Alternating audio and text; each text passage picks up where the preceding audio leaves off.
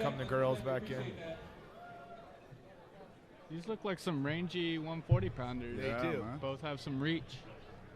You know, at the lower level, looking up, sometimes you don't have an idea of how tall they are, but they definitely look like pretty big 145ers. That's the good thing about the amateur. You know, the weight's 140 Right. and those catch weights. They probably look like they're both about 19 years old. So at that age, it's easy to maintain that weight.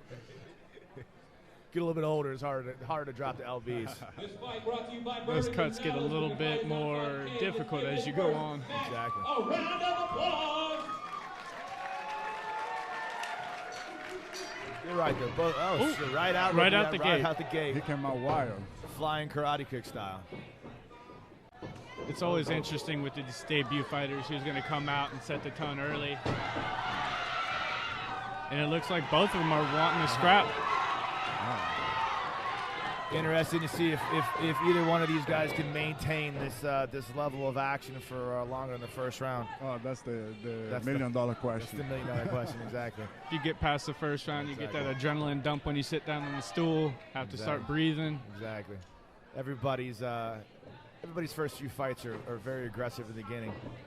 You either end up with a knockout or one guy dying on his stool. Oh, nice overhand right. Devin's definitely has some crisp strikes here. He seems to be a little crisper of a fighter than Rob does. A little bit more composed, yes. But again, that was a good body kick. We'll wait to see how long that lasts, if he can maintain the energy levels. I like Devin that going to the kick body. hurt him a little bit. It looked like that slowed him down a little bit. He looks to be curled over. Another big overhand right landing for Devin. I think Rob just realized that he's in a fight right now. Exactly. I'd like to see Devin maintain a little more range when he throws them long punches. He comes in too much over that overhand right and closes the distance. He's much better when he's staying at range to land the long length of your punches. Nothing much comes from a clinch in a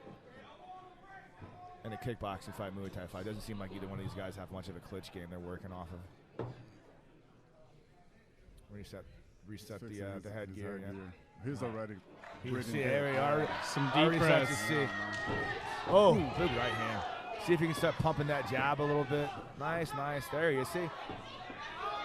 Now this is Rob's moment to come back. This is Rob's moment to come back. Yeah, exactly. Waiting in there. We got 10 seconds left. No headlocks.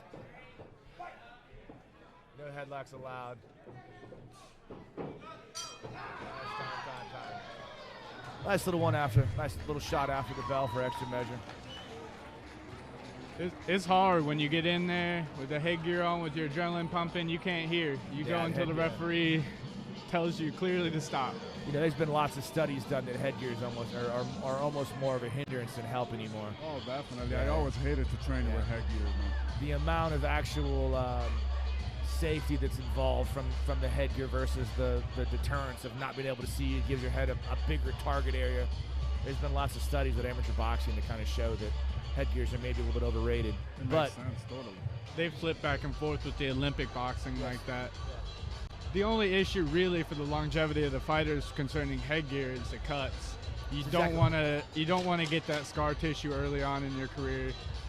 Exactly what I was going to say. It keeps you from getting cut. You wind up like Nate Diaz or some of the other long-term fighters, and you open up early on in them first rounds. It's difficult. Yeah. And some of these guys, when they're younger, just gives them the extra little security of knowing they have some kind of safety on with the headgear on. If it's a placebo effect, at least it works a little bit for them. Let's see how this works. Again, I'd like to see Devin work a little bit more off of that jab instead of coming in so much. Nothing good's really happening from him when he's closing the distance. Working a few of those knees. Nice little spray of sweat. I don't know if you guys felt that or not, but here we are ringside. Sometimes it happens. We'll wait for the blood to come later. We're in that splash zone. Splash zone, exactly. Best seats in the house right here. Nice punches. Same thing inside, closing the distance. It does look like Devin's really focusing on working that body, which could pay dividends later on. Yeah. But right now we're seeing a slobber knocker. Yeah, they look pretty tired. They're tired but scrapping.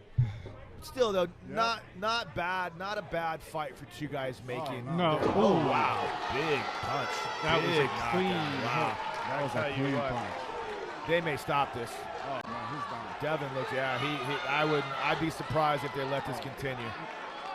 plus together with the weakness of being tired. Yeah, he's I'd be done. very surprised I if believe that's it. Yep. Great fight. All over. Yeah, and there it is. There you have it. Rob Johnson with the knockout out of RBA MMA. Yeah. That's one way to start your career. There it is.